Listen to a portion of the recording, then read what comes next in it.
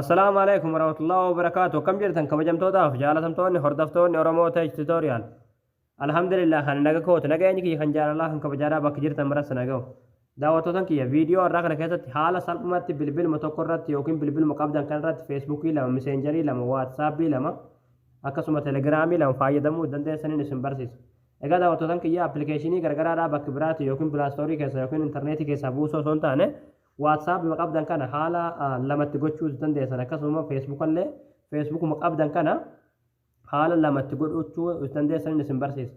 Miseenjarallee akkasumatti jechuudha isin galee naskii yookiin koopii gootanii feesbuuk maqabdan kanarraa feesbuuk biraadhaa uummachuu dandeessan jechuudha isin galee akkasuma waatsaapillee WhatsApp maqabdan kana lama gootaniituma jechuudha lakkoofsa bilbilaa lama yoo qabaatan WhatsApp tokko irratti banatanii fayyadamuu dandeessan jechuudha. WhatsApp lamanuu jechuudha. Facebook illee akkasuma akkaawuntii lama qabaatan salphumatti tokko loogaat gootanii tokko keessaa ba'uu osoo hin taane Facebook maqabdan kana lama gootanii lachuu Facebook mataa sana irratti bantanii itti fayyadamuu dandeessan jechuudha.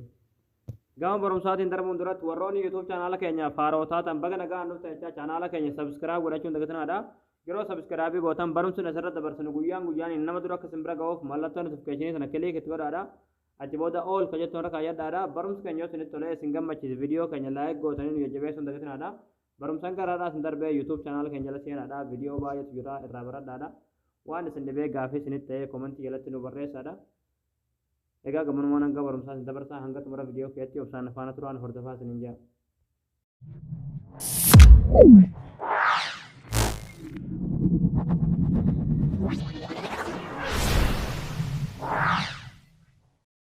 Hayya daawwattoota kiyyaa feesbuukii lama akkasuma miseenjara lama waatsaap illee lama haalli bilbiluma tokko irratti yookiin bilbiluma qabdan kan irratti lama gootanii fayyadamuu dandeessan salphaadha jechuudha. Akkas gochuudhaaf siitingii bilbila keessatti galtanii achi booda asirra gadi buutu asirra gadi buutaniiti advaance feature kan yoo kanarratti kilikni gootu achi booda asirra gadi buutu asirratti dual messenger kan yoo kanarratti kilikni gootu achi booda kan akkuma asirratti argaa jirtan WhatsApp lan fayyadamuu dandeessanii Facebook illee Facebook lan fayyadamuu dandeessanii Telegram lan fayyadamuu dandeessan Messenger illee akkasuma jechuudha. An fakkeenyaaf haalli lamatti gochuu dandeenya jechuudha. WhatsApp lama godhachuu barbaadan raayitii sana ni bantu. Achi booda select install kan jedhu kilikni gootu. Achi booda confirm kilikni gootu. Achi booda sana on gootaniiti.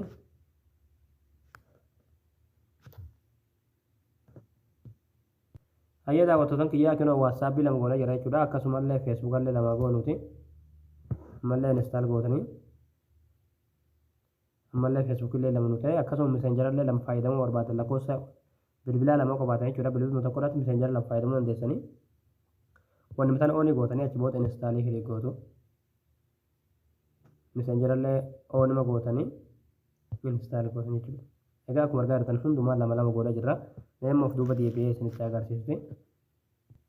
Hayya daawwattoota kiyyaa kunoo akkuma asirratti argaa jirtan feesbuukiin isinoo lama nu ta'ee jira jechuudha. Feesbuuk irratti kilik yoo goone immoo alaatul imeelii biraadhaa qabaatan imeelii biraadhaa itti galfattanii fayyadamuu dandeessan jechuudha. Kunoo akkuma asirratti argaa jirtan imeelii qabdan imeelii biroodhaa jechuudha. Asirratti loogiin gootanii seenuu dandeessan jechuudha. Akkasuma WhatsApp illee lakkoofsa WhatsApp yookiin lakkoofsa bilbilaa lama qabaatan haala kanaan banattanii itti fayyadamuu dandeessan jechuudha. Akkasuma Messenger illee jechuudha. Messenger illee haala kanaan itti fayyadamuu dandeessan jechuudha. Egaa daawwattoota kiyyaa isin gala jettan abdii qabaa barumsa bareedaa karraadhaa kan argachuudhaaf chaanaala keenya faaroota subscribe gootanii maatii keenya ta'uun dagatinaadha. Akkasumas viidiyoo keenya kana namni baay'een argee kan raafaadhu laayik sheer waliif godhaadhaa barumsa birootti nagaan walitti deebinutti waan hordoftaniif galatooma.